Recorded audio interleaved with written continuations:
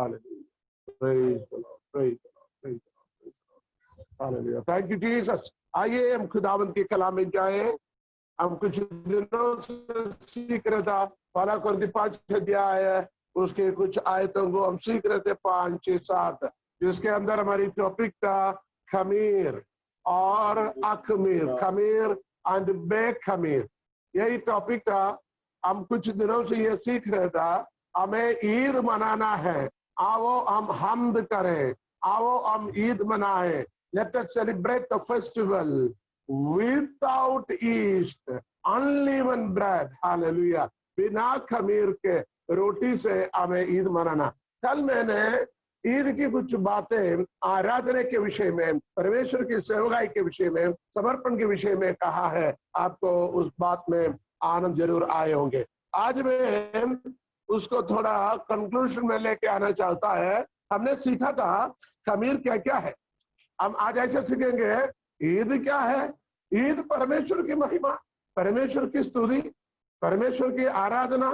कितने दिन ईद करना है, ईद में हमें क्या क्या चाहिए। ईद में खुदा की जयलास होता है, उसकी स्तुति आराधना होती है। ईद में क्या होता है, ईद में रोटी होती है, खाना होती है, और यहाँ कहता है बिना खमीर के, अखमीरी रोटी के साथ, क्योंकि हमारा फसा हो चुका है, हमारा फसा खुदावंद यीशु मसीह की कुर्बानी हो चुका है। फसा के बाद अखमीरी रोटी को बनाना जरूरी है। हम लेवी व्यवस्था 23 अध्याय में जाएगा, वहां 7 ईदों के बारे में हमने पहले देखा है, लेकिन छोटी शब्द में मैं सातों बताना चाहता हूँ। 23 अध्याय के अंदर पहला फसह के पर्व, दूसरा अखमीरी रोटी का, तीसरा पहला फसल की पोले का, 14 50वें दिन की यानी पेंटिकोस्ट के, पांचवा क्या था, कटनी का, है ना, और नरसिंगे का, और इससे पहले एक और है कटनी का, वही होता है जो 50वां, है ना। इसके बाद में एक होता है, उसको नरसिंगे कम कहता है। फिर बाद में होता है कफारे का, पाप की प्रायश्चित की बलिदान ईद होता है। और इसके बाद झोपड़ियों का पर्व। इसको समझ आ गया। एक बार और वचन सीखने वालों के लिए उन शब्दों को फटाफट पढ़ेंगे, फिर हम आगे जाएंगे। लेवी व्यवस्था 23 अध्याय, हालेलुया, वहां पर हम सीखते हैं। कौन सा सीखते हैं, उसकी 12 आयत से हम पढ़ते हैं। कहाँ पढ़ा था हमने, उसी दिन एक वर्ष का निर्दोष भेड़ का उससे नहीं, उससे पहले हमें जाना है। लेवी व्यवस्था 23 अध्याय की आपको 5वीं आयत पढ़िए। 5वीं आयत, पहले महीने के 14वें दिन गोधूली के समय यहोवा का फसह, number 1 the Passover, festival of Passover, यानी ईद फसह, यानी फसह के पर्व। दूसरा महीने के यानी उसी महीने के 15वें दिन, यानी 14 दिन रात को, शाम को फसह होता है। और 15 तारीख को, जैसे रात के बाद 15 तारीख को क्या बना है, अखमीरी रोटी के पर्व। हमारी आज की टॉपिक वही था, अखमीरी रोटी के पर्व, unleavened bread, the festival of unleavened bread, ठीक है, अखमीरी रोटी के पर्व। तीसरा उसके 9वीं और 10वीं आयत में इस्राएलियों के लिए कहा कि जब तुम उस देश में प्रवेश करें जिससे यहोवा तुम्हें देता है, और उसमें से खेत काटे, तब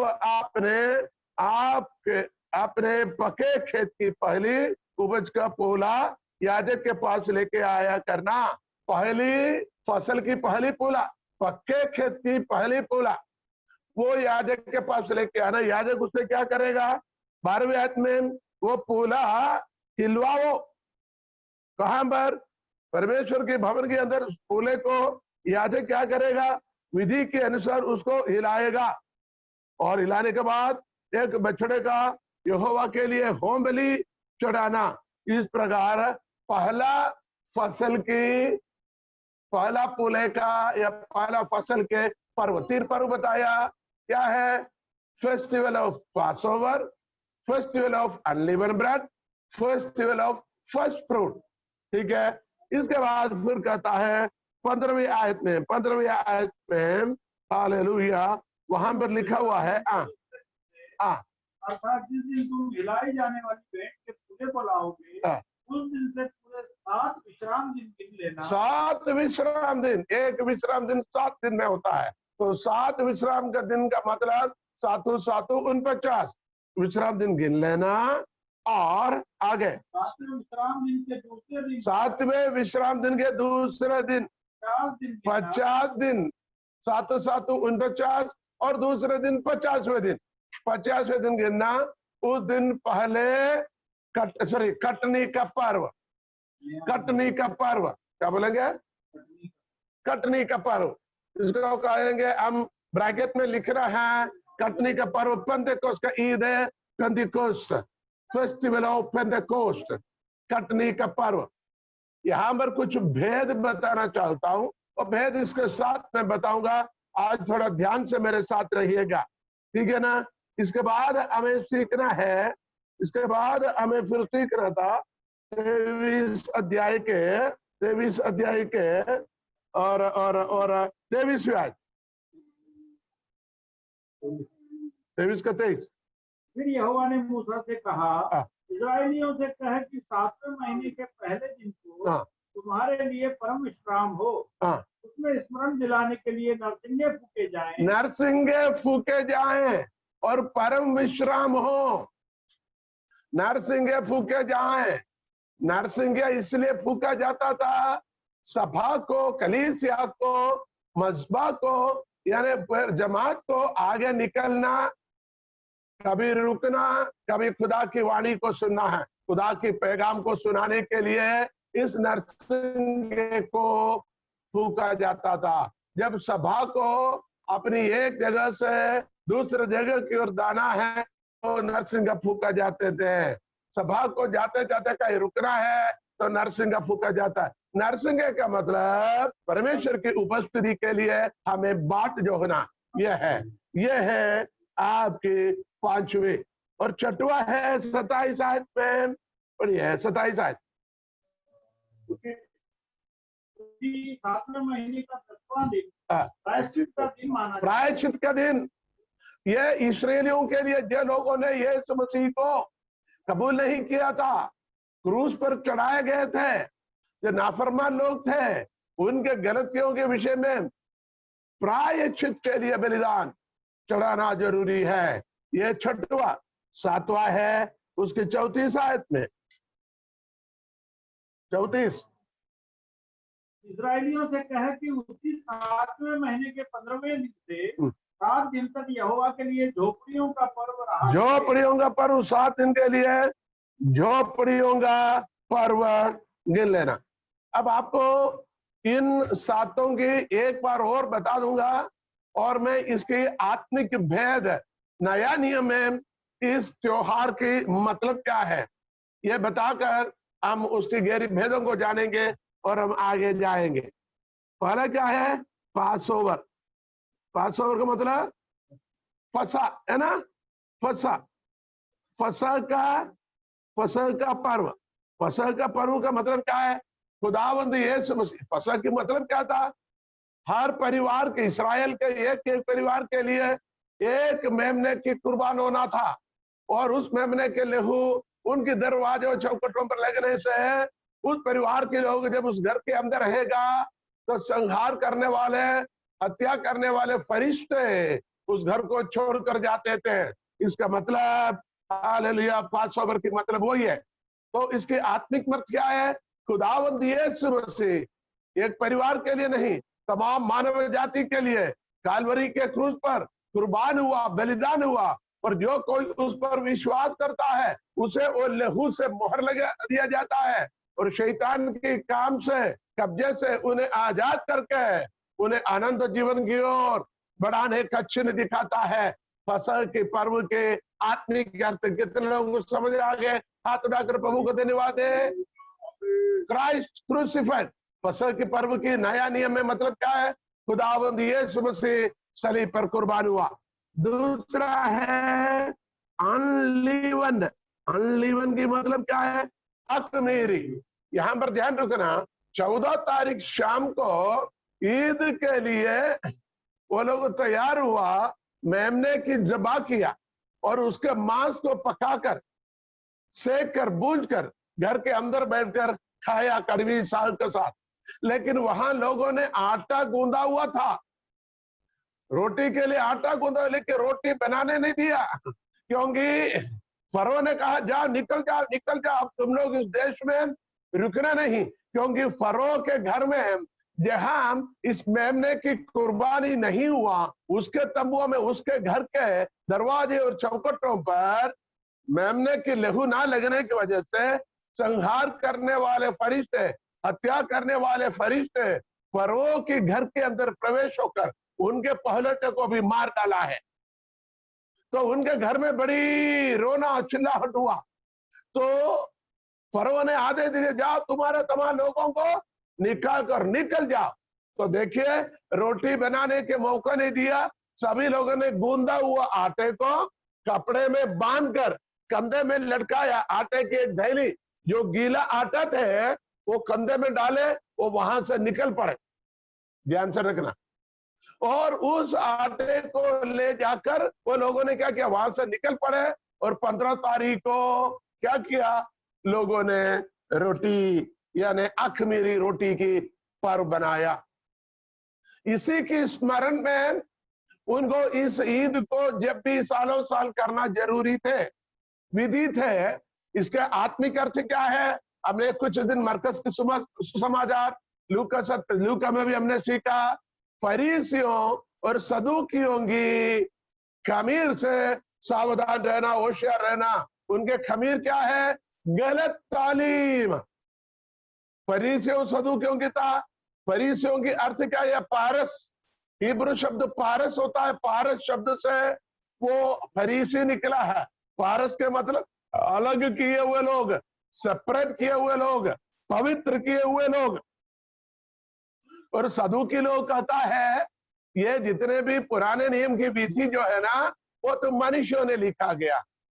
लेकिन फरीसी ये विश्वास करता है ये परमेश्वर की ओर से दिया गया। ये उनके टीचिंग की थोड़ा सा फर्क मैं बता रहा हूं।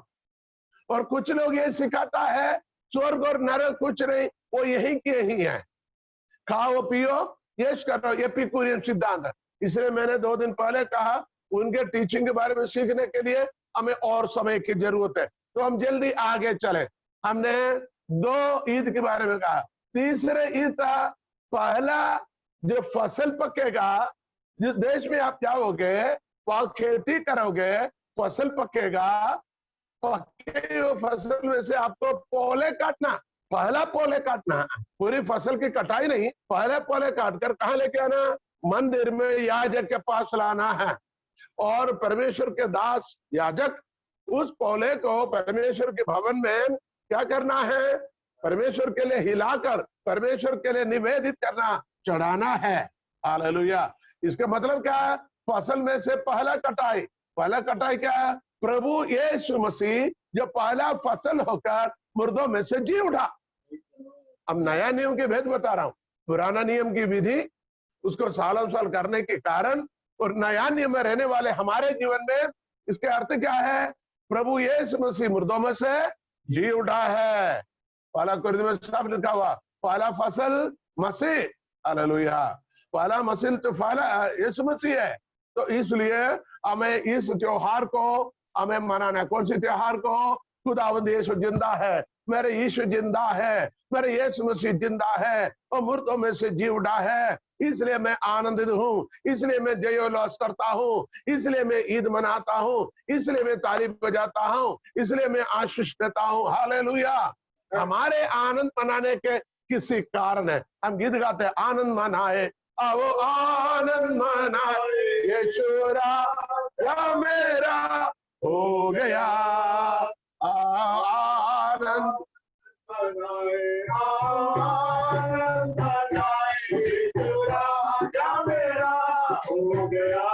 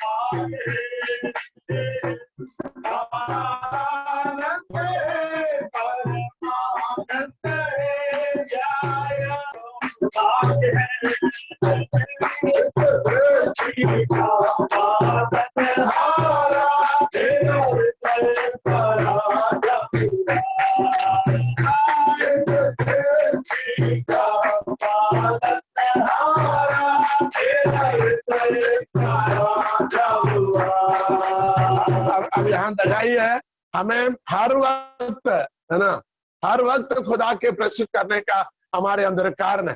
हालेलुया। हर समय इसलिए लिखा जाता है, सदा मैं स्तुति करूंगा, सदा मैं सेवा करूंगा,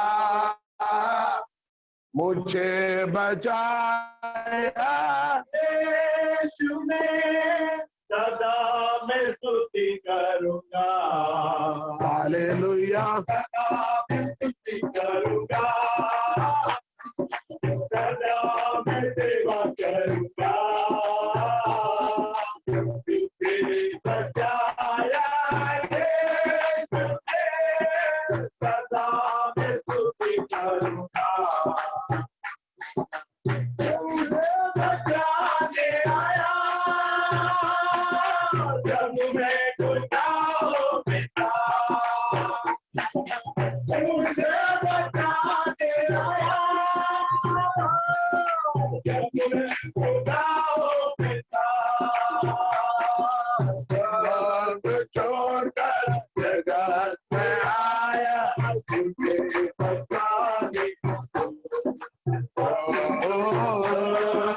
छोड़कर जगत में आया तुझे बचाने को। हालेलुया। सदा मैं स्तुति करूंगा, सदा मैं सेवा करूंगा, तुझे बचाया सदा मैं स्तुति करूंगा। हालेलुया। सदा मैं स्तुति करूंगा, सदा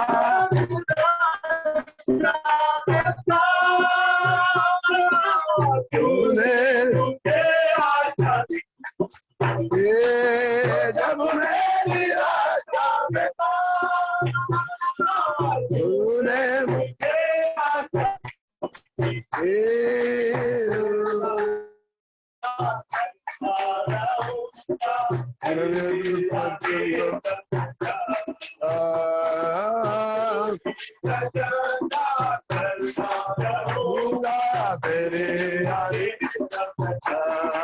तूने मुझे आशा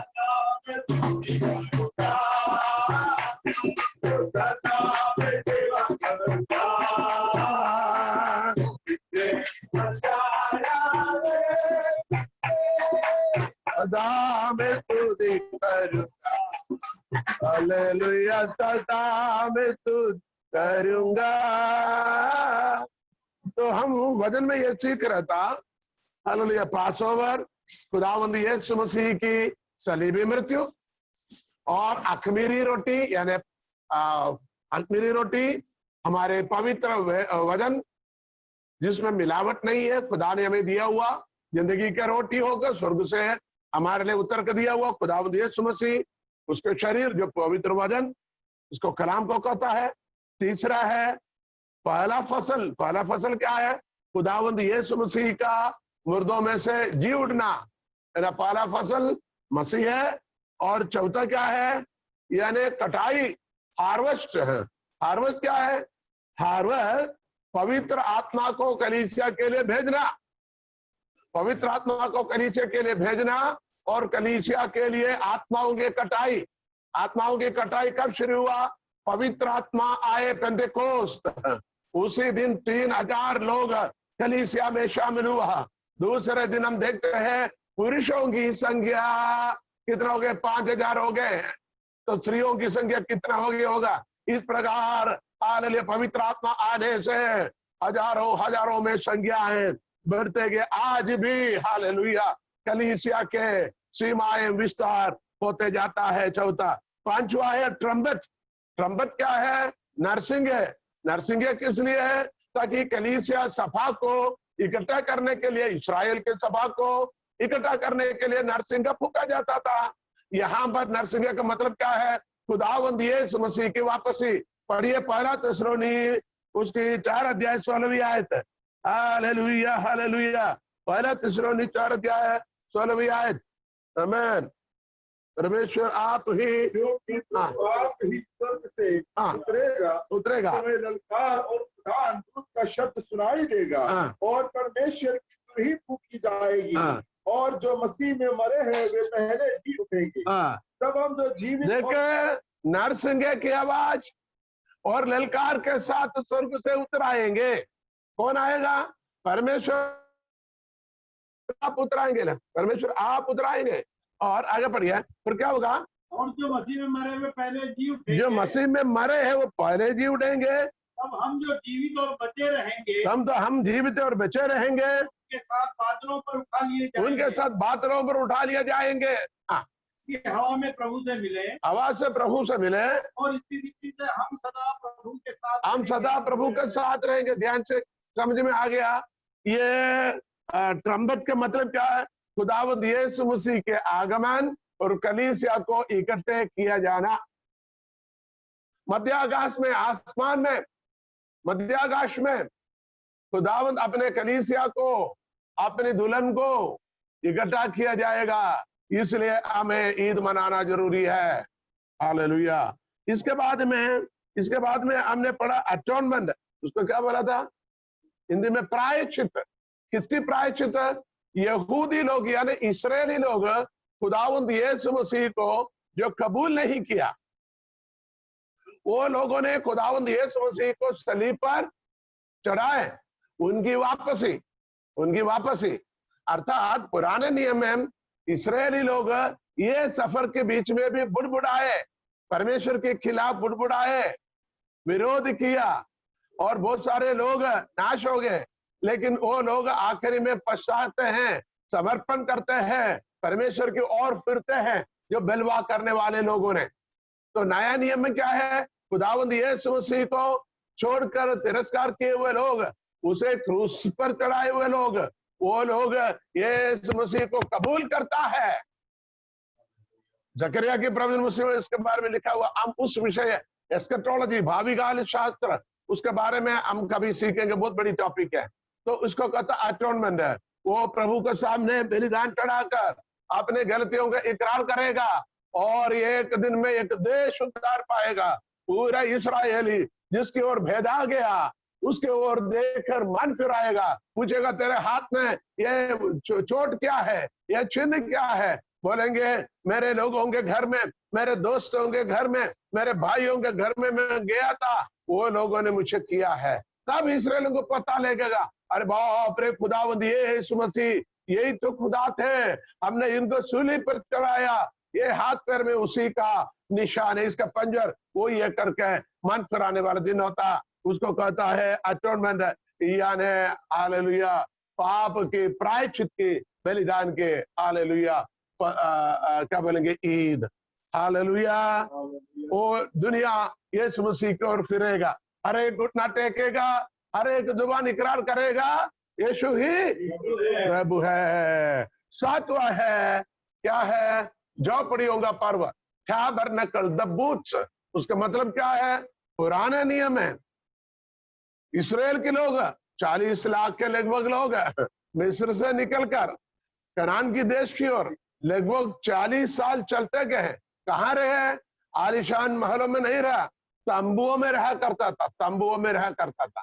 तो इस्राएली लोग मिस्र से निकलकर कनान के देश में पहुंचने के बाद जो देश उनको भाग किया, लोगों ने अपने अपने घर बनाकर स्थायी रूप से रहने लगा। तो परमेश्वर ने आज्ञा दिया, जब तुम्हारे वायदा के देश में जाओगे, वहां अपने घर बनाकर रहोगे, तब तुम क्या करना, झोपड़ियों को पर्व मनाना। क्यों?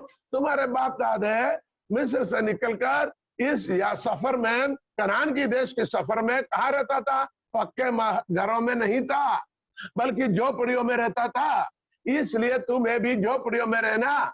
देखिए, तो यहूदी लोग क्या करता है, साल में एक दिन झोपड़ी का पर्व आता है, अपने आलिशान मकान को छोड़कर अपने घरों के सामने या मैदानों में या सड़क के किनारे वो लोग तंबू बनाते हैं। जैतून के पत्ती, खजूर की डालियां और भी चीजों से छोटे छोटे तंबू बनाकर वो तंबू में रहता है। लगभग 7 दिन रहता है। कुछ लोग अपने घर के छत पर तंबू बनाकर तंबू में रहता है और वहीं रहकर 7 दिन की पर्व मनाता है। और दिनों में क्या करता है, हमारे बाप दादा है मिस्र से फरो की गुलामी से निकाला गया, 40 साल बेबान में चलते चलते आया। उनके पास क्या नहीं था, अपने स्वयं की जमीन नहीं था, उनके पास अपने स्वयं के घर नहीं था और तंबुओं में रहता था। उसी को स्मरण करते हुए, परमेश्वर को धन्यवाद करते हुए, बाप दादाओं के उस विश्वास के सफर को स्मरण करते हुए तंबुओं में रहकर परमेश्वर की आराधना करता है। 7वां दिन एक बहुत बड़ी पर्व होता है, उसका विधि भी अलग है। हालेलुया। वो 7वां दिन की विधि फिर मैं कभी बताऊंगा, छोटी शब्द में बताता हूँ। उस दिन शीलोहाम और 7वां दिन के उस 7 पर्व के आखिरी दिन शीलो का कुंड में, शीलोहा के कुंड में जाकर महायाजक एक बर्तन में पानी लेगा और उस पानी को सिर पर रखकर महायाजक आगे चलेगा और बाकी याजक लोग उनके साथ वाले इस्राएल के परनियाम और जितने लोग तंबुओं में रहकर 7 दिन की पर्व मनाता था, ये पर्व के आखिरी समय पर क्या करेंगे, इस पानी को लेकर गीत गाकर परमेश्वर को धन्यवाद देकर आगे वो लोग जश्न मनाते हुए, जुलूस करते हुए, क्या बोलेंगे उसको, जैसे हिंदी में शोभा यात्रा कहते हैं, वैसे वो आगे आगे आगे ईद मनाकर, खुशी मनाकर जाएगा। उस वक्त वो चिल्लाता है, हमारे बाप दादा बेबान में रहते थे, 40 साल तंबुओं में रहा, उनके पास खाने के लिए परमेश्वर ने मन्ना को दिया, उनके पास पीने के लिए पानी नहीं था, लेकिन खुदा ने उनको पीने के पानी दिया। ये जो उनके घड़े में या बर्तन में जो पानी रखा है सिर पर, उस पानी को स्मरण दिलाता है। और वो चिल्ला चिल्ला कर हमारे बाप दादाओं को तंबुओं में रहते हुए पानी उनके पास आता था। उस पत्थर को उन्होंने पीछे किया, उस पत्थर से, खुश्की चट्टान से पानी निकल पड़े हैं, उस पानी से वो पीते थे। इसी प्रकार उसको नारा लगाकर गीत गाते हैं। यहाँ पर एक बात इतिहास में बता है, जोसेफस नामक यहूदी इतिहासकार कहता है, ये हजारों लोग ये ईद के 7वां दिन इस पानी को स्मरण करते हुए, उस विश्वास के सफर को स्मरण करते हुए गीत गाकर चिल्ला चिल्ला कर नारा लगाता है। उनके होठों में पानी नहीं है, उनके गले सूख जाता है। भले उस महायाजक की कंधे में, सिर पर जो बर्तन में पानी है, लेकिन उनके होठों में एक बूंद भी पानी नहीं, वो गले सूखे हुए हैं। तब खुदावंद यीशु मसीह यूहन्ना की सुसमाचार 7 अध्याय के 37 और 38 में खड़े होकर कहता है, क्या लिखा हुआ, पर्व के जो खास दिन है, वो उस दिन खुदावंद यीशु मसीह खड़े होकर इस प्रकार का यूहन्ना की सुसमाचार 7 अध्याय में चले। वहां खुदावंद यीशु मसीह ने कहा, यदि कोई प्यासा है मेरे पास आए। 7 अध्याय उसके 37 और 38 आयत पढ़िए। यूहन्ना 7 के 37 और 38। पर्व के अंतिम दिन जो खास दिन है, यीशु खड़ा हुआ और पुकार कर कहा, यदि कोई प्यासा हो तो मेरे पास आए। यदि कोई प्यासा हो तो मेरे पास आए और पिए। जो मुझ पर विश्वास करेगा, जैसे पवित्र शास्त्र में आया है, उसके हृदय में से जीवन की जल की नदियां, उसका हृदय में से जीवन की जल की नदियां बह निकलेंगे। हालेलुया। जीवन की जल की नदियां तुम्हारे हृदय में से बहना है। नदी के बारे में उस पुरानी बातों को स्मरण करता है, गीत गाता, आराधना करता, लेकिन जीवन की नदी उनकी ओटों में, उनके जीवन में नहीं है। खुदावंद यीशु मसीह कहता है, मेरे पास आओ और विश्वास करो, तो विश्वास करने वाले के अंदर से जीवन की जल की नदियां बह निकलेंगे। हालेलुया। ये झोपड़ियों के पर्व के साथ आखिरी जो खास लिखा हुआ है ना, 37वीं आयत पढ़िए फिर से। पर्व के अंतिम दिन जो मुख्य दिन, खास दिन, कौन सी पर्व की? 7 पर्व की आखिरी पर्व है झोपड़ियों का पर्व। वो झोपड़ियों के पर्व के 7 दिन होता है, उसकी 7वां दिन जो आखिरी दिन है, 7 पर्व के आखिरी दिन जो खास दिन है, मुख्य दिन है, उस दिन खुदावंद यीशु मसीह कहता है पुराने नियम की विधियां अच्छा है, तूने सब कुछ किया है, लेकिन तेरे अंदर से जीवन की जल की नदियां बहना है, मुझ पर आओ, विश्वास करो, जीवन की जल की नदियां बह निकलेगा। और मैं प्रभु को धन्यवाद देता हूं जितने लोगों ने खुदावंद यीशु मसीह पर विश्वास रखकर जो अपने अंदर से पाखरू की नदियां, वो पवित्र आत्मा के जीवन की नदियां बह निकले हैं और बहते रहते हैं। खुदावंद उस रूह के द्वारा, उस जल के द्वारा, उस पवित्र आत्मा के पाखरू के नदी के द्वारा आपको भी और विश्वास करने वाले और भी लोगों पर भी उन्हें हरा भरा कराए और आनंद जीवन में उन्हें लेके चले। Hallelujah, praise the Lord. आप पढ़िए प्रकाशित वाक्य 21 की 2 आयत भी पढ़िएगा। ये झोपड़ियों के पर्व के अर्थ। पवित्र नगर नए यरूशलेम को स्वर्ग से परमेश्वर के पास से उतरते देखा। वह उस दुल्हन के समान थी जो अपने पति के लिए श्रृंगार किए हो। फिर मैंने सिंहासन में से तो ऊंचे शब्द कहते हुए पढ़िए। देख परमेश्वर का डेरा ये मनुष्यों के बीच में है, वो उनके साथ डेरा करेगा। देखो झोपड़ियों के पर्व की आत्मिक अर्थ क्या है? खुदावन की डेरा अपने लोगों के साथ है। इसमें 2 भेद है। एक, अभी झोपड़ियों का पर्व क्या है? हमारे शरीर को खुदा ने क्या बनाया? मंदिर बनाया। यह सबसे बड़ा महत्वपूर्ण है।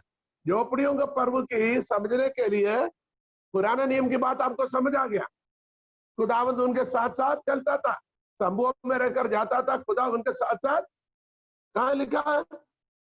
कुरिन्थियों 10 अध्याय उसकी 5वीं आयत वाला कुरिन्थी। हालेलुया। 10 अध्याय पहले कुरिन्थी 10 अध्याय है, उसकी 4 आयत। पहली आयत से पढ़िए, पहली आयत से पढ़िए। हे भाइयों, मैं नहीं चाहता कि तुम इस बात से अनजान रहो कि हमारे सब बाप दादे बादल के नीचे थे। बादल के नीचे थे और सबके सब समुद्र के बीच से पार हो गए। और सबने बादल में और समुद्र में मूसा का बपतिस्मा लिया। और सबने एक ही आत्मिक भोजन किया। और सबने एक ही आत्मिक जल पिया। एक ही आत्मिक जल पिया, क्योंकि वे उस आत्मिक चट्टान से पीते थे। वे उस आत्मिक चट्टान से पीते थे जो उनके साथ साथ चलती थी। जो उनके साथ साथ चलती थी। और वह चट्टान मसीह था। वो चट्टान मसीह था। आपने समझ आए होंगे। सीलोहा की कुंड पत्थर पर खोदा हुआ है, क्योंकि यीशु मसीह के सुसमाचार के अंदर लिखा हुआ पत्थर पर खोदा हुआ एक कुंड है सीलोहा। इसलिए वहां जाकर उस कुंड में से पानी निकाल रहे हैं और उनका विश्वास है, वो इसका विश्वास करता है कि उस पत्थर को ये मिशा दर्शाता है। इसलिए यहाँ पर कहता है उस पत्थर से पीते थे जो चट्टान से। वो चट्टान कौन है? वो पत्थर कौन है? खुदावंद यीशु मसीह है। अब इसके साथ यूहन्ना 7:37 पढ़िए। जो कोई प्यासा है मेरे पास आओ। कौन है पत्थर? कौन है? खुदावंद यीशु मसीह। कौन है पत्थर? खुदावंद यीशु मसीह। हालेलुया। मूसा के द्वारा परमेश्वर के कहने पर, हालेलुया, होरेब के ऊपर एक पत्थर के ऊपर, चट्टान के ऊपर मारा है। वो चट्टान फट गए, वहां से पानी निकला। पानी बहते हुए नाला और नदी में बदल गए। नदी नाला में बदलकर उनके पीछे पीछे नदी बढ़ते बढ़ते गया। जहां जहां वो गए पानी पीते रहे। ध्यान से सुनिए। यदि ऐसा है, जो चट्टान कौन है? इस चट्टान पर मैं अपने कलीसिया बनाऊंगा। इस पत्थर पर कौन है? खुदावंद यीशु मसीह। मत्ती 16:18 इस पत्थर पर मैं अपनी कलीसिया बनाऊंगा। खुदावंद यीशु मसीह उस पत्थर को ऊपर लठ मारा गया। किसके लठ? खुदावंद यीशु मसीह के हालेलुया ऊपर पिता ने लठ मारा। कैसे लठ मारा? उसके शरीर को छेदा गया, भेदा गया। उसके शरीर से खून और पानी बहा। हालेलुया। यीशु मसीह के मार खाने से हमें शिफा मिला। उसके मार खाने से, उसकी ओर से उसने अपने पिता से विनती कर कर इस पवित्र आत्मा की नदी हमारे लिए भेजा। आप ध्यान से सीखिएगा। हालेलुया। आपको समझ आ रहे हैं प्रभु का वचन? हालेलुया। ग्रहण आ रहे हैं, ग्रहण हो रहे हैं। प्रभु को धन्यवाद है। हाथ उठाकर हालेलुया। यहाँ पर क्या देखा है? हालेलुया। टैबरनेकल, बूथ यानी तंबू में रहकर परमेश्वर की महिमा किया। और खुदावंद यीशु मसीह, हालेलुया, यीशु मसीह का मार लगने से हालेलुया उसमें से पानी निकला। एक और बात बताऊं, दोबारा एक बार और खुदा ने पानी के विषय पर कहा तो उस पत्थर से कहना, आज्ञा देना, तो पानी निकलेगा। मूसा को थोड़ा गुस्सा आ गया लोगों की वजह से। मूसा ने जाकर क्या किया? उस पत्थर पर फिर मारा तो पानी तो निकला, लेकिन खुदा ने कहा तू क्या नहीं होगा, तू वायदे का देश कनान में ना पहुंचेगा, क्योंकि तूने उस पत्थर पर दोबारा मारा है। दोबारा नहीं मारना था, तुझे आज्ञा देने को कहा था, हुक्म देने को कहा था, तुझे पत्थर से बोलना था, पानी निकल जरूर पड़ता था, लेकिन तूने मारा है। क्यों मारा? मूसा के पास बहुत बड़े टेंशन है, लोगों ने बुड़बुड़ाया, लेकिन मारने से गलती क्यों हो गई? क्योंकि ये पत्थर साधारण पत्थर नहीं, ये पत्थर यीशु मसीह को दर्शाता है। वो एक ही बार हमेशा के लिए मानव जाति के लिए मार खाया। उसका शरीर 2 भागों में बांटा गया। हम इब्रानियों की पत्री में पढ़ता है, उसका देह रूपी पर्दा अर्थात अपना देह 2 भागों में बढ़ गया और हमारे लिए एक नया द्वार खुल गया। कितनी अजीब बात है, कितनी अनुग्रहित बात है। यीशु मसीह एक ही बार हमेशा के लिए मारा गया, मार खाया, उसका जिस्म हमारे लिए 2 भागों में फट गया। आप इस वचन की भेदों को समझ आ रहे? मुझे पता है ये थोड़ी जल्दी में बता रहा हूं क्योंकि बहुत बड़ी डीप टॉपिक है, लेकिन आप धीरे धीरे इसको समझ पाएंगे। इस पर फिर आप चाहे तो मैं दोबारा आपको सिखा सकता हूं।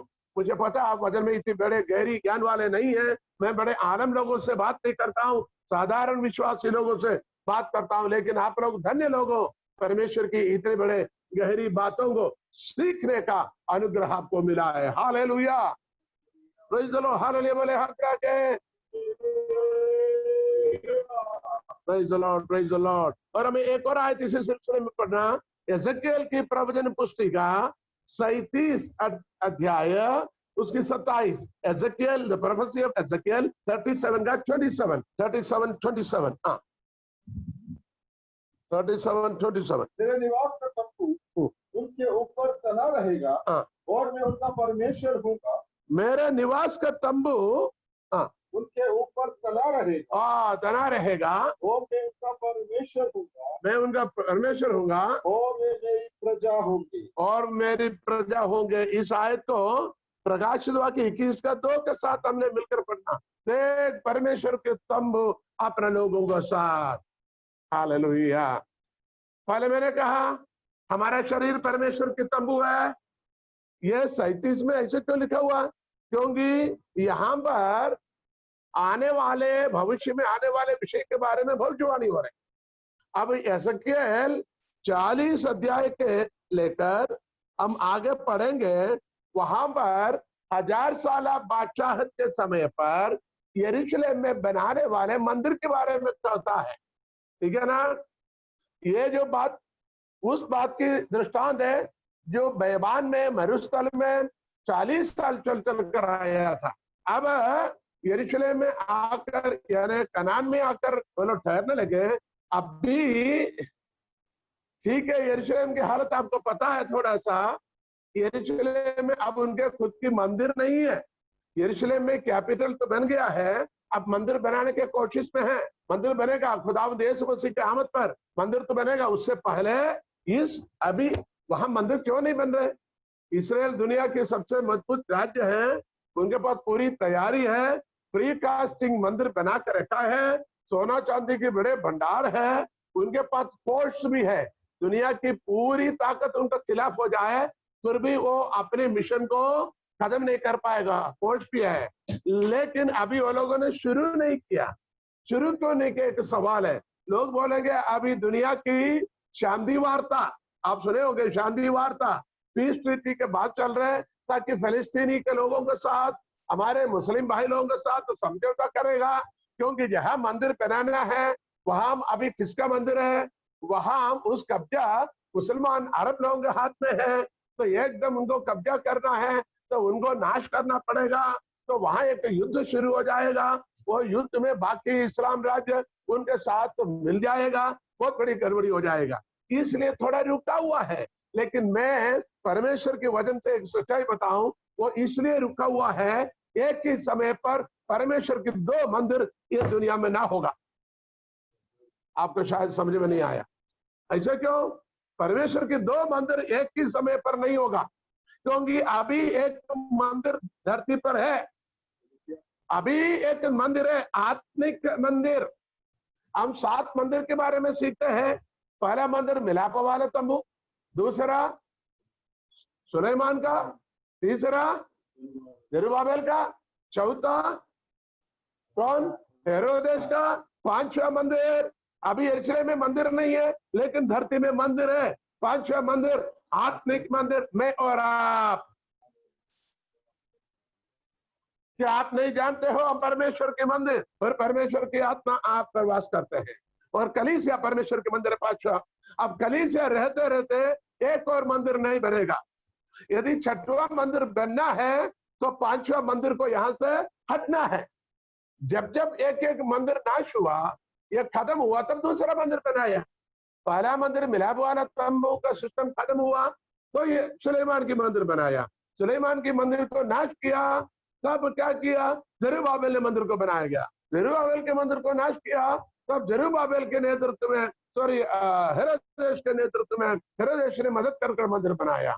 अब हेरोदेस के मंदिर भी नाश किया गया, अब दुनिया में मंदिर नहीं है। लेकिन अभी दुनिया में मंदिर है, हम परमेश्वर के मंदिर है। अब इस्राएली लोग अपने लिए मंदिर बनाएगा, उससे पहले आत्मिक मंदिर परमेश्वर की कलीसिया यहां से उठा लिया जाएगा। कितने को समझ आ गए? हालेलुया। वह सब परमेश्वर के मंदिर बनाया जाएगा। उस मंदिर में क्या होगा? उसी में से एक शब्द अभी हमने पढ़ा है 37 अध्याय में, 37 अध्याय में वो उसके साथ कनेक्ट करता है। हालेलुया। परमेश्वर की डेरा अपने लोगों को साथ, हालेलुया, परमेश्वर की डेरा अपने लोगों को साथ, उसी शब्द को हम प्रकाश वाक्य में भी सीखता है। Hallelujah. Praise the Lord, praise the Lord, praise the Lord. हमने उसी सिलसिले में आयतों को हमने पढ़ लिया है। तो 7 पर्व, 7 पर्वों के अर्थ मैंने बताया, समझ आ गया ना? एक बार और बताऊं सीखने वाले लिखने वालों के लिए। फसह का पर्व खुदावंद यीशु मसीह की कलवरी के मृत्यु। अख़मीरी रोटी खुदावंद यीशु मसीह के शरीर जो पवित्र वचन होकर हमारे लिए अनंत जीवन पाने के लिए हमें दिया गया जीवित वचन। हालेलुया। तीसरा पहला फसल जो खुदावंद यीशु मसीह मृतों में से जी उठा। चौथा बड़ी कटनी क्या है? पवित्र आत्मा के भरपूरी और कलीसिया को जमा होना, कलीसिया कायम होना। हालेलुया। हजारों में हालेलुया लोग शामिल होना। और 5वां था, क्या था? नरसिंगे का मतलब खुदावंद यीशु मसीह के दूसरा आमद, आसमान के बादलों में वापस आना और कलीसिया को अपने पास शामिल करना। 6वां क्या है? प्रायश्चित। जो लोग खुदावंद यीशु मसीह से अलग थे वो वापस प्रायश्चित के बलिदान कर यीशु को कबूल करना है। 7वां क्या है?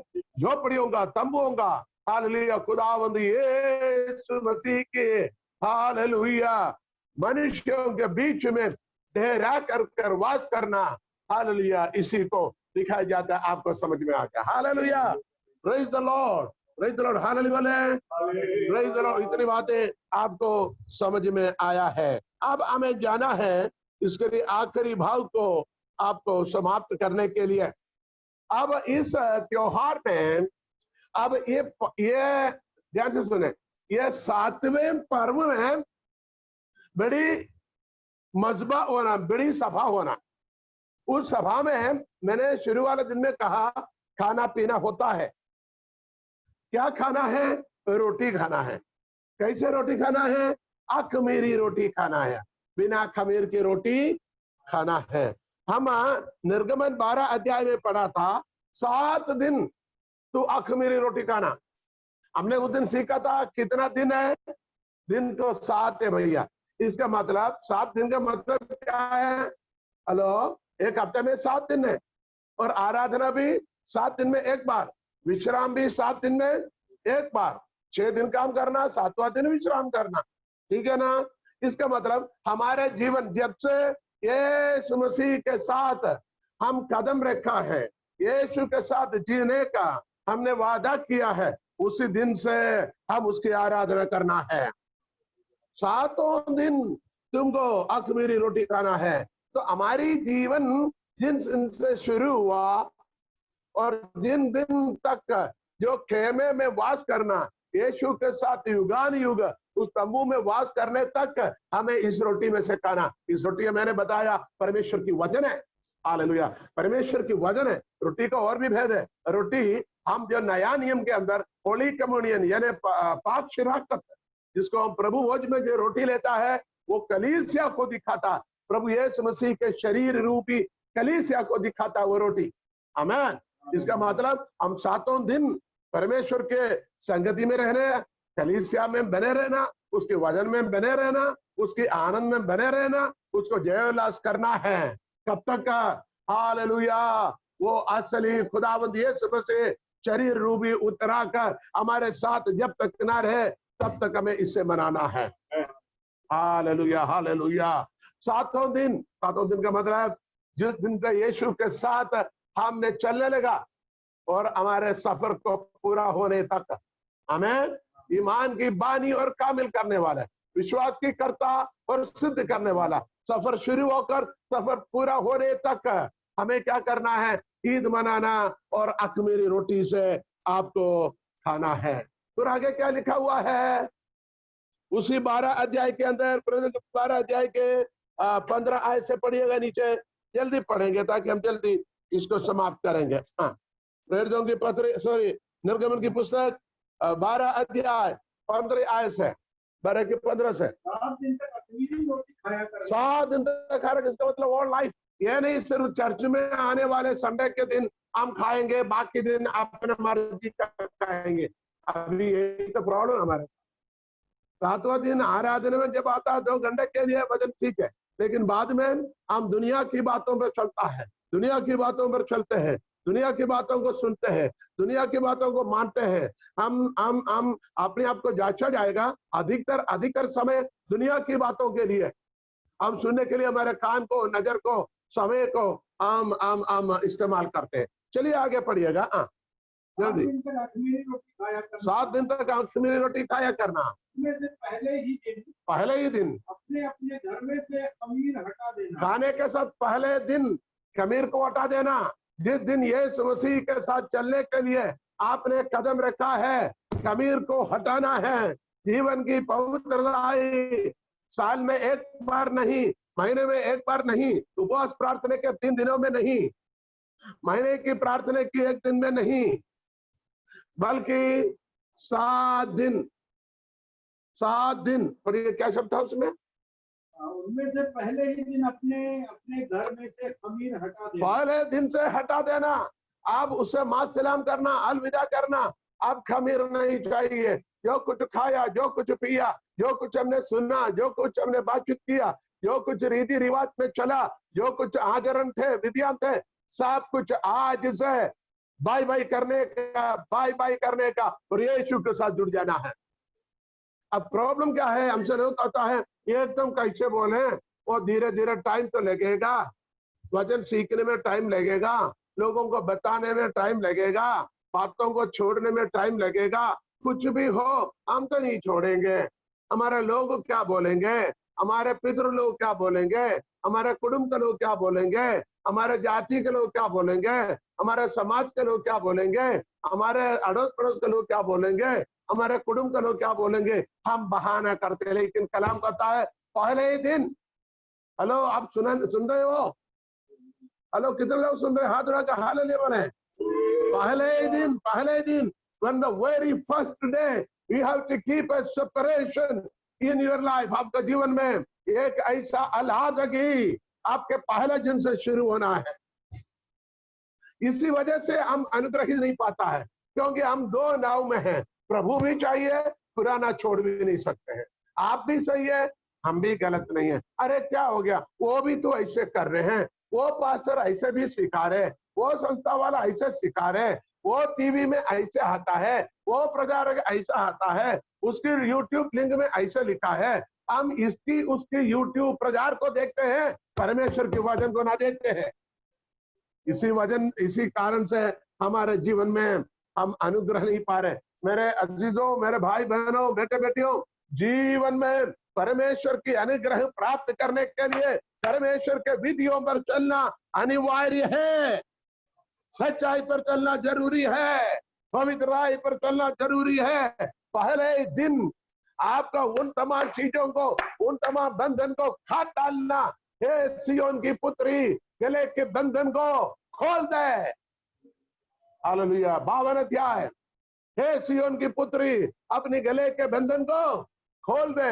ऐसे में 58 अध्याय में क्या कहता, अपने गले के बंधन को तोड़ दे, हर जुए को तोड़ दे, हर बंधन को तोड़ दे। कब से? विश्वास में आकर 10 साल बाद, विश्वास में आकर 15 साल बाद। मुझसे किसी भाई ने बताया, हम विश्वास में आना चाहते हैं, लेकिन हमारे माता पिता मरेगा तो कहां गाड़ेंगे। हमारे माता पिता मरेगा, उनको हमारे पितरों के कलीसिया के खबर में गाड़ेंगे, फिर हम आएंगे। तो उनको बड़े दिल से चाहते। तो मैंने पूछा मैं क्या करूं फिर? आपके माता पिता मरने के लिए दुआ करूं? मैंने बोले ये काम मेरा नहीं है। लोग यही चाहता है, सब कुछ कर कर आकर फिर पीछे आओ। आपको प्रभु के वचन में एक बात मैं ऐसे बताना चाहता हूँ। एक भाई यीशु के पीछे चलना चाहिए। यीशु ने बोला चल, उसने बोला पहले जाकर मैं अपने पिता को गाड़ दूं, अपने पिता को गाड़ दूं, फिर मैं आकर तेरे पीछे चलूंगा। पिता को गाड़ने का मतलब पिता को मरना चाहिए।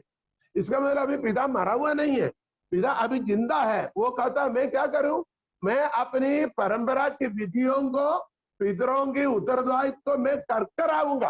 खुदावंद ने क्या बोला, मुर्दों, अपने मुर्दों को दफनने दे, तू मेरे पीछे आ जा।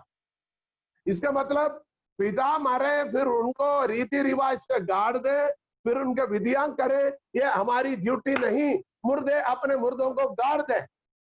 उसका मतलब क्या, आत्मिक जीवन से मरे हुए हैं, जो आत्मा में मरे हुए हैं, वो अपने शरीर में मरने वाले को गाड़ने दे। तू आत्मा में जीवित है, तू मेरे पीछे आओ और मेरी सेवा कर। और एक भाई ने कहा मैं तो आऊंगा, लेकिन पहले जाकर अपने परिवार को सलाम बोलूं, मेरे बच्चे तो गले लगाकर उनको प्यार चुमा दूं, मेरे बीवी को थोड़ा पैसा वैसा देकर हिसाब किताब करूं, उसको भी मैं सलाम करके सबसे तिल करके आऊं। यीशु ने कहा जो अपना हाथ हल पर रखकर पीछे मुड़कर देखता है वो श्रापित है, वो मेरे राज्य के लिए लायक नहीं। इसका संदेश क्या है? प्रभु के पीछे चलने वाले पीछे नहीं मुड़कर देखना है। Cut and start, cut off. आपको जहां से खुदा ने बुलाया है वहां से सब कुछ छोड़कर आपको चलना है। जैसे प्रेरित पौलुस सब कुछ, तो बड़े अमीर थे, बड़े बिजनेसमैन थे, बड़े शानदार परिवार थे, छोड़कर यीशु के पीछे चल पड़ा है। गिदयोन को देखा, वो यीशु के पीछे चल पड़ा है। और कहते सिमसोन को देखा, उसने जैसे परमेश्वर ने बोला वो निकल पड़े। गिदयोन, हालेलुया, उसने अपने पूरे लोगों को छोड़कर, अपने काम को छोड़कर यीशु के पीछे चल पड़ा। पतरस, हालेलुया, मछली पकड़ने वाले थे, उसके पास 2 नाव थे और भी लोग साथ में पकड़ने वाले थे। दोनों नाव भरकर उसको मछली मिला। यीशु ने बुलाया, वहीं छोड़ा, नाव भी छोड़ा, जाल भी छोड़ा, मछली भी छोड़ा, यीशु के पीछे निकल पड़े। चुंगी लेने वाले मत्ती चुंगी के स्थान पर बैठा हुआ था, चुंगी जगह पर बैठा हुआ था, नाक के पर बैठे हुए थे। वो चुंगी के पैसा भी, दौलत भी, ड्यूटी भी, किताब भी सब छोड़ा, यीशु के पीछे निकल पड़ा। कितने को समझ आ रहे हैं? Hello, hallelujah. यीशु के पीछे चलना, तुरंत चलना है। हालेलुया। यीशु का उद्धार तुरंत है। जब तुम विश्वास करें तो आनंद जीवन पाएगा। यीशु के लहू की कीमत जब तुम विश्वास करते तुरंत है। हालेलुया। विश्वास करे बपतिस्मा ले तो उद्धार पाएगा। विश्वास करे, मुंह से अंगीकार करे तो तू उद्धार पाएगा। 4 साल बाद नहीं, 10 साल बाद नहीं, मरने के बाद नहीं, तो तुम तुरंत, हालेलुया, तुम मन फिरा, बपतिस्मा लो तो तुम पवित्र आत्मा दान में पाओगे तुरंत। उदाहरण ये यीशु मसीह को तुरंत मिला है। Hallelujah, praise the Lord. इसलिए हमारे बहन भाइयों, बेटे बेटियों, प्रभु का दास दासियों और आने वाले सुनने वाले, आपके ये संदेशा है, जिस दिन से यीशु के पीछे चलने को निर्णय लिया है, पीछे नहीं लौटना, इसे गीत गाता है, यीशु के पीछे चलने लगा, ना लौटूंगा, ना लौटूंगा। हालेलुया। सब कुछ तू ले ले मेरे जीवन का, सब कुछ तू ले ले, मेरे मसीह को दे दे। सब कुछ तू ले ले, मेरे मसीह को दे दे, ना लौटूंगा। चाहे कोई मेरे पीछे ना चले, मेरे पत्नी ना चले, मेरे पति ना चले, मेरे बच्चे नहीं चले, हालेलुया, मेरे संपत्ति नहीं चले, मेरे नाते पोते ना चले, मैं तो चलूंगा यीशु के पीछे। आपका मुंह खुल भी नहीं रहे, सब चुपचाप बैठे। ऐसा भी होता है क्या? ऐसा होता हम निकलता नहीं था। ऐसा मन में आ रहा है? यदि ऐसे होता तो हम विश्वास में निकलते नहीं था, आते नहीं था, तो पुरानी ठीक था। क्यों पास्टर जी हंस रहे हमारे बाल सिंह पास्टर? तो ध्यान से सुनिए, पहला दिन से खमीर को निकालना है, पहला दिन से खमीर को निकालना। कितने लोगों को समझ आ गया है? हालेलुया। जल्दी पढ़े, जल्दी पढ़े, जल्दी पढ़े। पहले अपने अपने घर में से खमीर हटा देना। अपने पास नहीं होना, खाना नहीं, अपने पास से हटा देना। घर में से क्या बोला?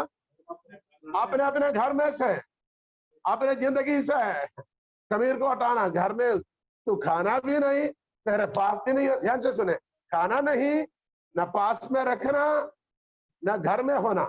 मैं अमेरिका में एक भाई के पास जाकर है, एक मसीह है, हरियाणा का है, और उसने बोला मैं पहले शराब पीता था, अभी नहीं पीता हूं, लेकिन देखो फ्रिज में देखो शराब की बोतलें रखा। मैंने बोला पूछे क्यों? ताकि बार बार वो मुझे बुलाता है, आजा आजा करके, तो मैं उसको फ्रिज खोलकर उसको डांटता हूँ, यीशु के नाम से डांटता हूँ, तो जितने भी मुझे बुला, मैं तेरे कब्जे में आने वाला नहीं। कुछ दिन पहले उसने मुझे कॉल किया, वीडियो कॉल में, मैंने वही बात कहा, वो बहुत हंसने लगे। वो अभी हरियाणा में है अभी। तो कहने का मतलब क्या है? मैंने कहा यानी चीज हमारे जीवन में, हाँ मैं अभी खाता पीता नहीं हूं, लेकिन फ्रिज में रखा है। कई लोग बीड़ी सिगरेट पीते नहीं, लेकिन रखा हुआ। मैंने सऊदी अरब में देखा। क्यों? जो लोग आएगा उनको खाने, उनको देना पड़ेगा। कुछ घरों में तंबाकू पान खाते नहीं, विश्वास में आए ना, लेकिन रखा हुआ डब्बे में। वो रखने का डब्बा क्या बोलेगा?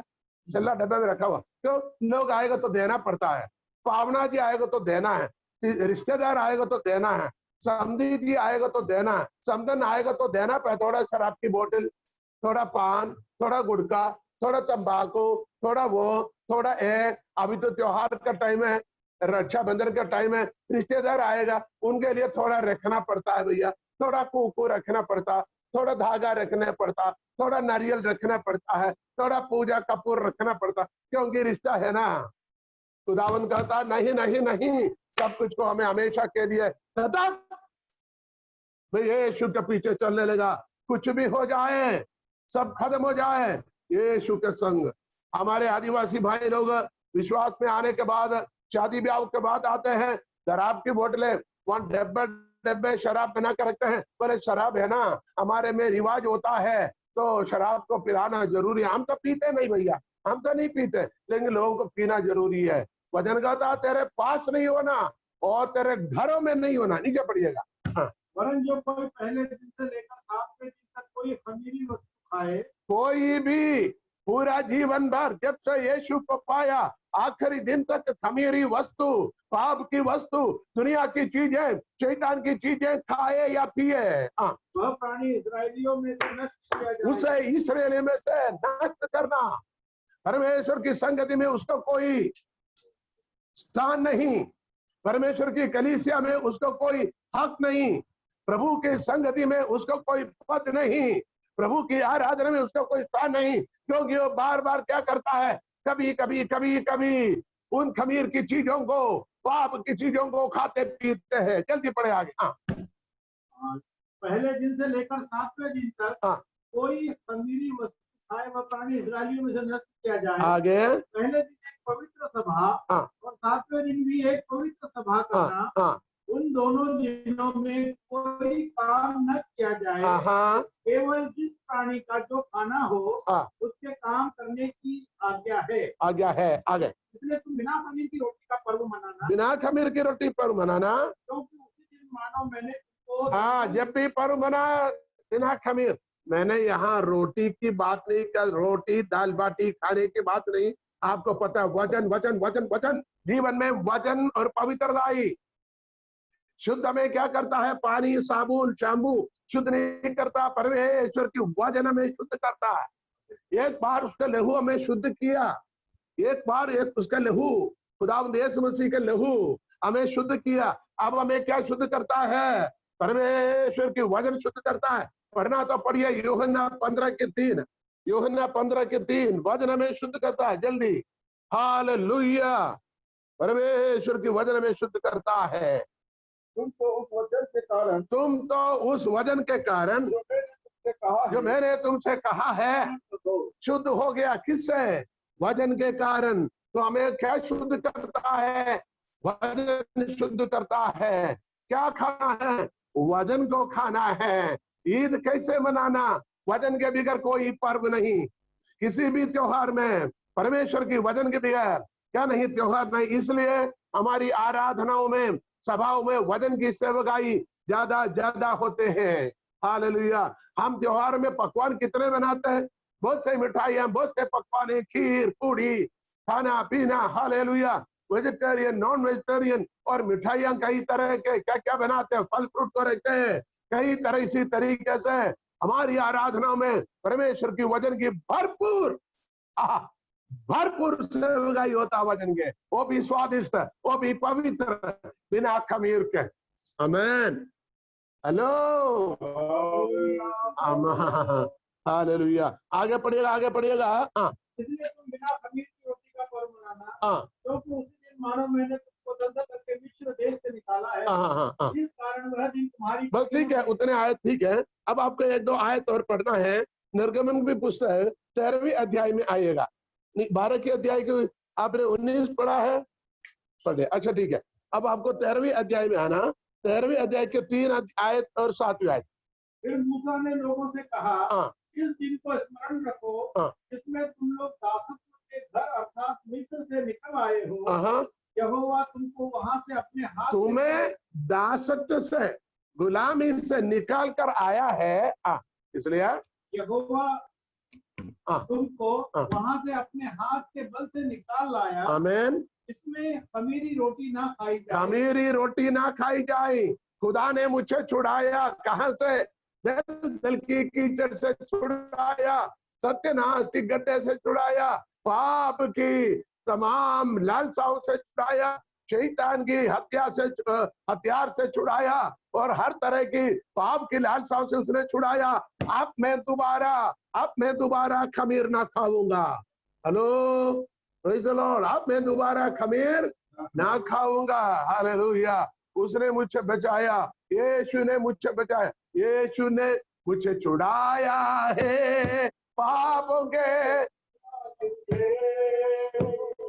यीशु ने हमें बचाया है शैतान की चाल से। यीशु ने हमें छुड़ाया, यीशु ने हमें छुड़ाया है पापों के जाल से। यीशु ने हमें बचाया है शैतान के जाल से। तो गाओ हालेलुया, तो गाओ हालेलुया, तो गाओ हालेलुया, तो गाओ हालेलुया, तो गाओ हालेलुया, तो गाओ हालेलुया, तो गाओ हालेलुया, तो गाओ हालेलुया। हालेलुया, हमें छुड़ाया है इसलिए गाओ हालेलुया। यीशु ने हमें छुड़ाया, आप मैं दोबारा क्या नहीं करूंगा, उन खमीरों को ना खाऊंगा। हालेलुया, हालेलुया, खुदा ने मुझे छुड़ाया। Great change since I was born, English में गाते हैं, great change since I was born, great change since I was born, great change since I was born. There's a great change since I was born. There's a great change since I was born. Things I used to eat, I eat them no more. Things I used to eat, I eat them no more. Things I used to eat, I eat them no more. That's a great change since I was born. That's a great change since I was born. Things I used to drink, नशे की चीजें मैं drink करता था, I drink no more. Things I used to, मैं सेवा करता था नशीले वस्तुओं का, I use them no more. Words I used to speak, बुरी बुरी शब्दों को मैं इस्तेमाल करता था, I've used them no more. Place I used to walk, मैं जिस जगह पर जाता था आड़ा टेढ़े, वहां दोबारा ना जाऊंगा। बहुत बड़ी गीत है, इसलिए हालेलुया उस गीत को हम गाएंगे, 2 लाइन गाएंगे। The place I used to do, I used them no more. The place I used to walk, I walked them no more. The place I used to walk, I walked them no more. There's a great change since I was born. There's a great change since I was born. Words I used to speak, I speak them no more. Words I used to speak, I speak them no more. Words I used to speak, I speak them no more. That's a great change since I was born. That's a great change since I was born. Hallelujah. तो हमारे जीवन में परिवर्तन तुम बिल्कुल नहीं खाना। आगे नीचे पड़िएगा। और हालेलुया, तरह के 3 और 5, 3 और 7। इसलिए जब यहोवा तुमको कनानी, हित्ती, एमोरी, हित्ती और यबूसी लोगों के देश में पहुंचाएगा। 6 और 7 पढ़िए। 6 और 7। 7 दिन तक अख़मीरी रोटी खाया करना। 7 दिन तक अख़मीरी रोटी खाया करना। और 7वें दिन यहोवा के लिए पर्व मनाना। 7वां दिन पर्व मनाना। आगे इन 7 दिनों में अख़मीरी रोटी खाई जाए। इन 7 दिन में अख़मीरी रोटी खाया करें। परंतु तुम्हारे देश भर में न खमीरी रोटी, देश भर में खमीरी रोटी ना और खमीर तुम्हारे पास देखने में आए। तुम्हारे पास नहीं होना, तुम्हारे देश भर में नहीं होना, तेरे घर के अंदर नहीं होना। हम शुरू से देखें, तू ना खाना खमीर, और तेरे पास नहीं होना, तेरे घर में नहीं होना, और तेरे देश भर में नहीं होना। इंग्लिश में यह पढ़ता है विद इन योर बाउंड्रीज, आपकी सीमा के अंदर भी नहीं होना। हालेलुया। जहां जहां आपकी व्यवहार होता है उधर भी हम उन चीजों से अलग रहे। इसलिए परमेश्वर कहता विश्वासी और अविश्वासियों के बीच में कोई संबंध नहीं। मसीह और बलिदान में क्या रिश्ता है, रोशनी और अंधकार में क्या रफाकत है। तुम परमेश्वर के मंदिर हो, परमेश्वर के मंदिर भूतों से मूर्तों से क्या रिश्ता है। हमारे सीमा के अंदर, हमारे बाउंड्री के अंदर भी, हमारे घर के अंदर भी, हमारे अंदर भी। हालेलुया। हम भी नहीं खाना, आपके पास नहीं होना, आपके घर में नहीं होना, आपकी बाउंड्री में नहीं होना, आपके वातावरण में, आपकी देश में भी नहीं होना। कितने को समझा रहे हैं? Hallelujah. We have to create a peaceful and holy situation हमें स्वयं एक पवित्र, निर्दोष, निर्मल वातावरण को हमें बनाना है। जाकर गड्ढे में गिरने के बाद मैं क्या करूं? वहां तो बिल्कुल शराब पीने वाले थे, वहां तो टट्टा मजाक करने वाले थे, वहां तो गाली गलौज बोलने वाले थे, वहां तो ताश पत्ते खेलने वाले थे, वहां तो तंबाकू पान खाने वाले थे, वहां तो थोड़ा सा तंबाकू खाने वाले थे, वहां तो गलत काम करने वाले थे, वहां तो ताश खेलने वाले थे, वहां तो बैठे बैठे टट्टा मजाक निंदा करने वाले थे। क्या करूं? गलती से बैठ गया, खुदा माफ करे। No, we have to create our peaceful atmosphere. हमें वातावरण को स्वयं बनाना है। हालेलुया। कितने को समझ आ गए? हालेलुया। परमेश्वर को धन्यवाद दे, परमेश्वर को धन्यवाद दे। हालेलुया। लेवी व्यवस्था में चले जाएंगे।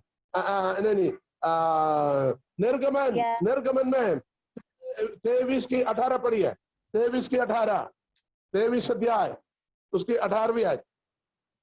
मेरे बलि पशु का लहू अमीरी रोटी के संग ना चढ़ाना। मेरे बलि पशु का लहू, बलि पशु का लहू। हमारा बलि पशु कौन है? बोलिए जोर से वहां से। प्रभु यीशु मसीह हमारा बलि पशु है। तो बलि पशु का लहू खमीर की रोटी के साथ नहीं बनाना भैया। इसका मतलब प्रभु यीशु मसीह को जब हम आराधना करेंगे, स्मरण करेंगे, हालेलुया, खमीर नहीं होना, वजन की हेराफेरी नहीं होना, पवित्रता ही होना है। उसी आयत को हम और भी पढ़ सकते हैं। 34 अध्याय 25 आयत में लिखा है। 34 की 25 आयत में। Hallelujah, hallelujah. निर्गमन 34 की 25। मेरे बलिदान के लहू को खमीर सहित ना चढ़ाना। मेरे बलिदान के लहू को खमीर सहित नहीं चढ़ाना। मेरे बलिदान के लहू को, यह यहोवा स्वयं कहता है, मेरे बलिदान, परमेश्वर की आराधना के लहू को, हालेलुया, खमीर के साथ नहीं चढ़ाना। मैं उसी में नया नियम के विश्वासियों को कहता हूं, परमेश्वर की उपस्थिति में, उसके वजन में खमीर नहीं होना, जीवन में खमीर नहीं होना, गंदगी अपवित्रता नहीं होना। और आगे बताता हूं, प्रभु भोज में शामिल होने का समय पर भी लिखा हुआ है, मनुष्य अपने आप को स्वयं जांच ले। मनुष्य स्वयं जांच ले। पहला कुरिन्थी 11 अध्याय 23 से पढ़ेंगे, कहता है मनुष्य अपने आप को जांच कर इसी में से लेना, क्योंकि जीवन में यदि खमीर है तो आप इसी में हाथ नहीं बढ़ाना। ऐसे करने से तुम में से बहुत से लोग कमजोर, बीमार और सो भी गए, मर भी गए, आत्मिक जीवन में मृत्यु हो चुका है, क्योंकि खमीर के साथ खुदा के हुजूरी में आते हैं। अच्छा, अब हमें पढ़ना है लेवी व्यवस्था 2 अध्याय। लेवी व्यवस्था 2 अध्याय। Hallelujah, hallelujah. 2 अध्याय मिल गया आपको। उसकी 11वीं आयत पढ़ी है। 2 का 11। कोई अन्न बलि जिसे तुम यहोवा के लिए चढ़ाओ, अन्न बलि यहोवा के लिए चढ़ाओ, खमीर मिलाकर बनाया न जाए। खमीर मिलाकर बनाया ना जाए। यहोवा को चढ़ाने वाले अन्न बलि है ना, अन्न बलि खमीर बनाकर, खमीर मिलाकर ना बनाया जाए। 6 अध्याय 17वीं आयत में पढ़ी है। 6 के 17। हालेलुया, 6 के 17। खमीर के साथ पकाया ना जाए, क्योंकि मैंने अपने हव्य में से उसको उनका निभाग होने के लिए उन्हें किया है। देखो उसकी 16वीं आयत, हम 14 से पढ़ने ना, वो भोजन याग, भोजन को क्या बोलेंगे, अन्न बलि। अन्न बलि के बारे में लिखा हुआ है, उसके 14, 15, 16 आयत में लिखा हुआ है। उसकी 16 आयत पढ़िए। अन्न बलि जो शेष रह जाए उसे हारून और उसके पुत्र खाएं, वह बिना खमीर पवित्र स्थान में खाया जाए। बिना खमीर पवित्र स्थान में। तो पवित्र स्थान में बांटने वाला, बनाने वाले पवित्र लोगों को जीवन में बिना खमीर की होना चाहिए। आपका रेफरेंस आयतें मिल रहे ना, नोट कर देना मेहरबानी से। इन आयतों को आप लिख कर रखे, आज ना पढ़े तो कम से कम आगे वाले दिनों में थोड़ी समय के लिए निकाल कर आप पढ़कर मनन कर सकते हैं। हालेलुया। लेवी व्यवस्था में अब 22 अध्याय में चलिए एक आयत और पढ़ेंगे। 22 अध्याय। हालेलुया। 22 अध्याय के 10वीं आयत पढ़े। पराये कुल का जन किसी पवित्र वस्तु को न खाने पाए। पवित्र, पवित्र मीन्स बिना खमीर के चीज, ध्यान से सुने, बिना खमीर के चीज कौन न खाना? पराये जन नहीं खाना। पराये कौन है? जो अपना स्वयं का नहीं है। स्वयं कौन है? खुदावंद यीशु मसीह को उद्धार करता ग्रहण किया, वो स्वयं का हो गया। पराया कौन है? जो खुदावंद को कबूल नहीं किया। बेटा बाइबल में देखिए, आयत पे नोट कीजिए, चंद मिनट और मैं ले लूंगा क्योंकि मैं बार बार इसको खींच कर लेकर नहीं जाना चाहता हूं। आज इसको समाप्त करने की कोशिश में है। तो पराये लोग पवित्र चीज पे हाथ नहीं बढ़ाना। देखिए आपको एक बात मालूम है, हम प्रभु बोझ भी, इवन प्रभु बोझ भी बिना बपतिस्मे वाले को नहीं देता। वो इसलिए है, प्रभु बोझ बपतिस्मा लेने के बाद भी पता लेगा वो तंबाकू खाता है, चोरी छिपे से बीड़ी पीता है, यदि वो लिमड़ी शराब पीता है, यदि हमारी जानकारी में है, उनको भी नहीं देगा, उनको वार्न करके खड़ा कर देगा। तो यहाँ पराये लोग जो यीशु मसीह की स्वयं की ना बन जाते हैं, उनको पवित्र चीजों से खाना मना है। आगे बढ़िए जल्दी। हाँ, पराये कुल का जन किसी पवित्र वस्तु को न खाने पाए, चाहे वह याजक का अतिथि हो। याजक के अतिथि, हाँ, पास्टर की रिश्तेदार हो, पास्टर की पहचान की हो, बड़े जाने माने व्यक्ति, समझ लिया कलेक्टर साहब आ गया, एसडीएम साहब आ गया, इनकी एमएलए साहब आ गया अपना मीटिंग में, प्रभु वो चल रहे, पहले उनको दे। याजक की अतिथि हो तो भी नहीं देना। किसको समझ आ गया? हालेलुया। याजक की अतिथि भी पवित्र चीजों को ना खाना। आगे आगे। चाहे कोई याजक का अतिथि हो या मजदूर हो। हाँ, मजदूर, याजक के घर में रहने वाले, सेवकाई में मदद करने वाले, वो भी हो तो भी वह कोई पवित्र वस्तु न खाए। पवित्र वस्तु न खाना। लेकिन कौन खा सकता है? आगे। यदि याजक किसी प्राणी को रुपया देकर मोल ले। किसी व्यक्ति को रुपया देकर मोल ले, तो वह प्राणी उसमें से खा सकता है। वो प्राणी, वो मनुष्य, किसको? जिसको मोल लिया है। इधर याजक कौन है? हमारी महायाजक खुदावंद यीशु मसीह। मोल किसको दिया है? हमारे लिए अपनी स्वयं की लहू मोल देकर खरीदा है।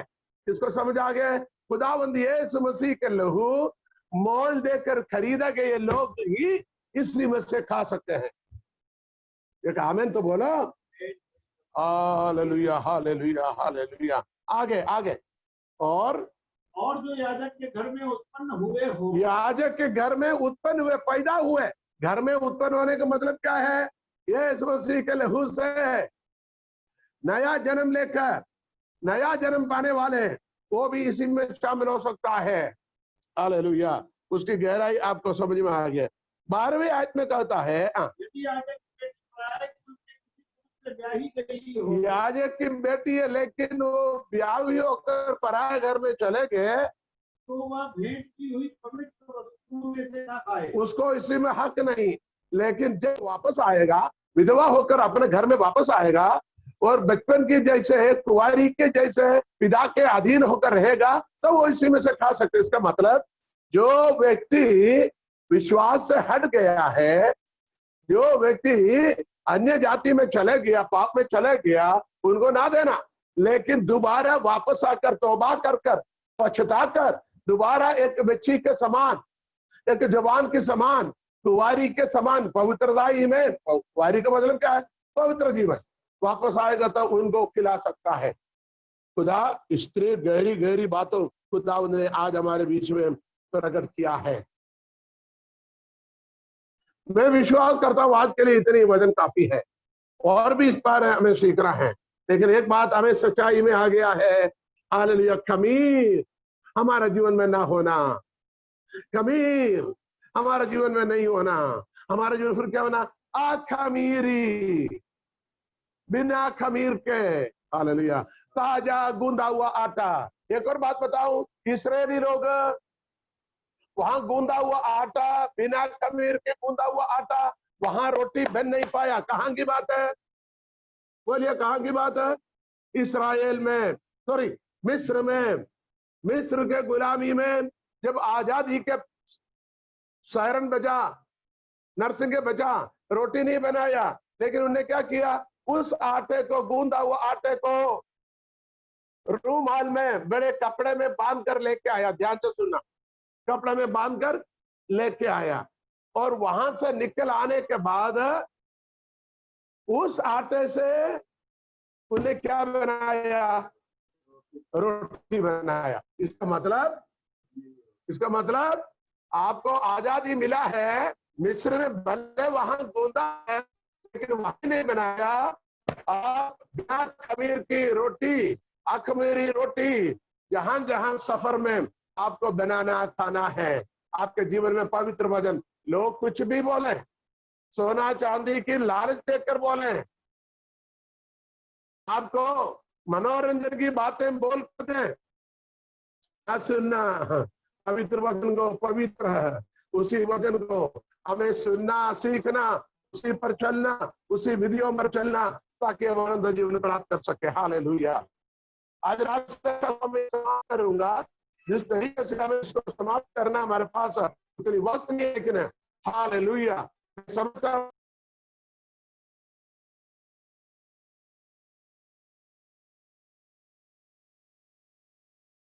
खुदा मेरे जीवन में जहां जहां खमीर है, खुदा का माफ कीजिए, हमें शुद्ध कीजिए। हम अखमीरी रोटी के साथ पवित्र जीवन होकर परमेश्वर के साथ पवित्र जीवन बिताए, ताकि परमेश्वर को भावता हुआ जीवन हो। कितने लोग मेरे साथ प्रार्थना के लिए तैयार हैं? अपने हाथ को उठा करें। हालेलुया। और वचन के भेदों को अक्सर तेजी में बताया, उस वचन के भेदों को मन में रखिए, जो नोट किया है उसको दोबारा पढ़िए, सीखिए। जिसको कोई शक है हमें कॉल कीजिए, हम आपको और इसी के गहरे भेदों को बता सकता हूँ। खुदा धन्यवाद देते प्रभु तेरे पवित्र वचन के लिए। 3-4-5 विषय हम खमीर के विषय में, अखमीरी रोटी के विषय में, खमीर मिला हुआ हमें इस्तेमाल नहीं करना, बल्कि हमारे जीवन अखमीरी होने के लिए प्रभु तेरे वचन के द्वारा हमें सिखाया। हम नया नियम, पुराने नियम, ईदों के विषय में सब कुछ हमने सीखा। प्रभु हमें खुदावंद बल दे, आत्मा की अगुवाई दे, ताकि कुछ में बने रहे और पवित्र जीवन बिताकर हम पवित्र कदमों पर शामिल हो सके, परमेश्वर के राज्य के वारिस बन सके। परमेश्वर को देख नहीं सकेगा, परमेश्वर के पास पवित्र के परमेश्वर के राज्य में प्रवेश नहीं कर पाएगा। धन्यवाद देते खुदावंद। आज हमें दिना वचन के लिए जितने लोगों ने वचन को सुना, उन्हें भी तेरे वचन पर बने रहे। प्रार्थना सुना जाने के लिए धन्यवाद, यीशु मसीह के नाम से। Amen, amen. Hallelujah, hallelujah. Praise the Lord, praise the Lord, praise the Lord. Hallelujah. ताली बजाकर बहुत महिमा करें।